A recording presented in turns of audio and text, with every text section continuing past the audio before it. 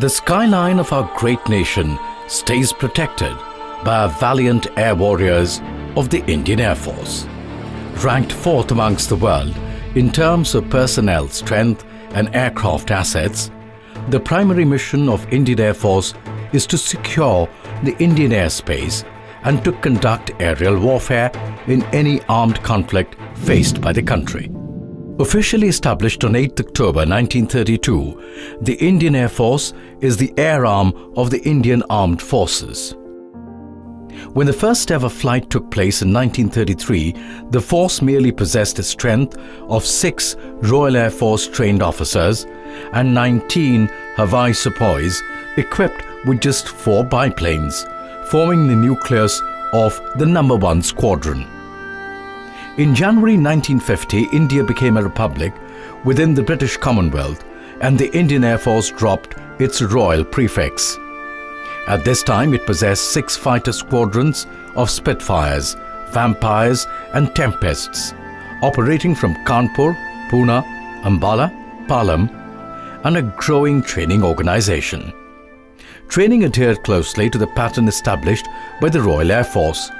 Most instructors graduated from the Central Flying School in the UK, while additionally established were 2 flying training schools at Hyderabad and Jodhpur.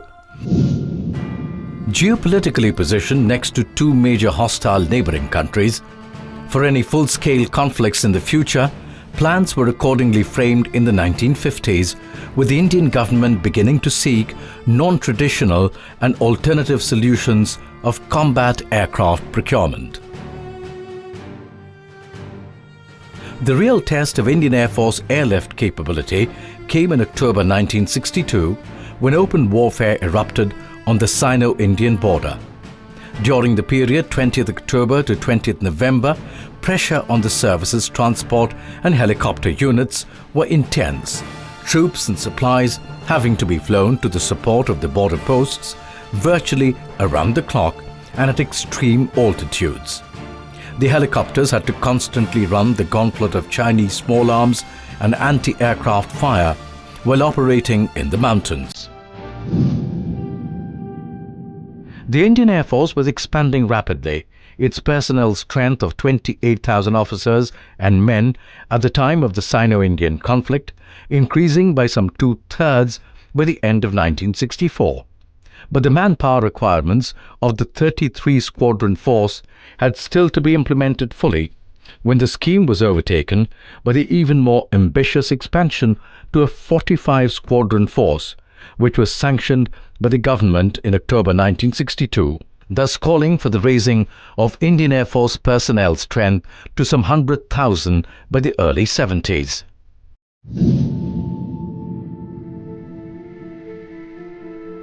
The professional standards, capability and flexibility of the much expanded service were soon to be put to the acid test. From early 1971, as the political situation on the subcontinent deteriorated, the Indian Air Force was alerted to the possibility of another armed conflict. For some weeks in November, both Indian and Pakistan governments protested violations of national airspace along the western border. But aerial conflict between the respective air arms began in earnest on the 22nd of November, preceding full-scale warfare between India and Pakistan. In response and during the ensuing 2 weeks, the Indian Air Force carried out some 4,000 sorties in the west, from major and forward bases in Jammu, Kashmir, Punjab and Rajasthan, while in the east, a further 1,978 sorties were flown. The December 1971 war also meant the gaining of India's highest award for gallantry to the Indian Air Force. Flying officer Nirmaljit Singh Sekhon was posthumously awarded the Paramveer Chakra.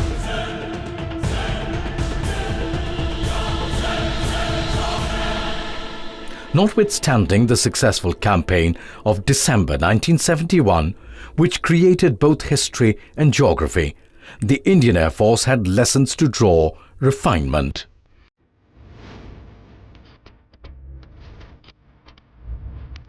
The period between 1978 and 1988 witnessed a major modernization program which replaced most of the earlier generation and obsolete equipment with new aircraft types and weapon systems. No less than 20 new aircraft types and subtypes entered the Indian Air Force's service over these years.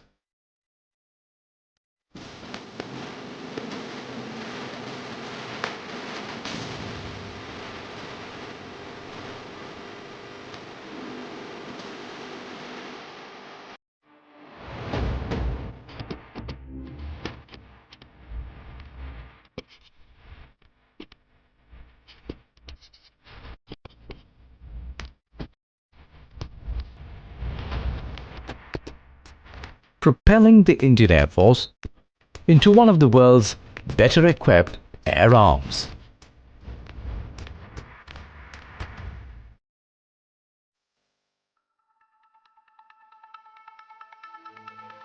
The Indian Air Force was first approached to provide air support on the 11th of May 1999 with the use of helicopters. This was followed by a go-ahead given on 25th of May by the CCS to the Indian Air Force to mount attacks on the infiltrators without crossing the LOC. While there was considerable pressure from outside the Indian Air Force to operate only attack helicopters, the CAS succeeded in convincing the government that in order to create a suitable environment for the helicopters, fighter action was required. Operation Safed Sagar, as the air operations in the Kargil area were called, was indeed a milestone in the history of military aviation, as this was the first time that air power was employed in such an environment. Indian Air Force strikes against enemy supply camps and other targets yielded rich dividends. A noteworthy fact is that there was not a single operation on ground that was not preceded by airstrikes, each and every one of which was the result of coordinated planning between 15 Corps and the AOC, Jammu and Kashmir. These lessons would be applicable to all world's air forces, for it is for the first time in the history of military aviation that such an air operation took place in such an environment. While conventional, long-accepted air power theories no longer held good, a new set of operating paradigms had to be evolved almost overnight to cope with the situation. Operation Safed Sagar was therefore a turning point in the history of military aviation, and an operation that will, no doubt, be discussed and dissected for the next few years. As of 2019, around 140,000 active personnel are in service with the Indian Air Force. The rank of Marshal of the Air Force has been conferred by the President of India on one occasion in history to Arjun Singh, first and so far only 5-star rank officer of the Indian Air Force. When we look back on our glorious past with pride and satisfaction on our achievements over the last 8 decades. Big formation led by the F-16 killer, Wing Commander Abhinandan Vardhaman, Veer Chakra.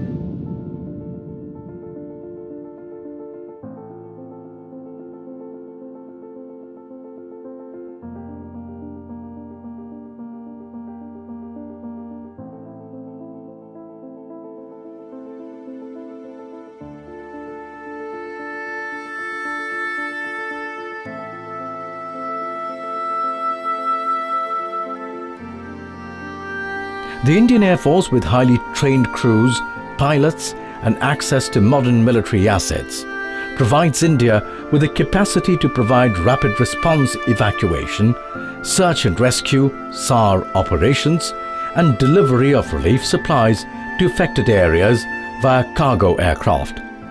The Indian Air Force provided extensive assistance to relief operations during the natural calamities such as the Gujarat cyclone in 1998, the tsunami in 2004, the North India floods in 2013. The Indian Air Force has also undertaken relief missions such as Operation Rainbow in Sri Lanka. The Indian Air Force's mission is defined by the Armed Forces Act of 1947, the Constitution of India and the Air Force Act of 1950.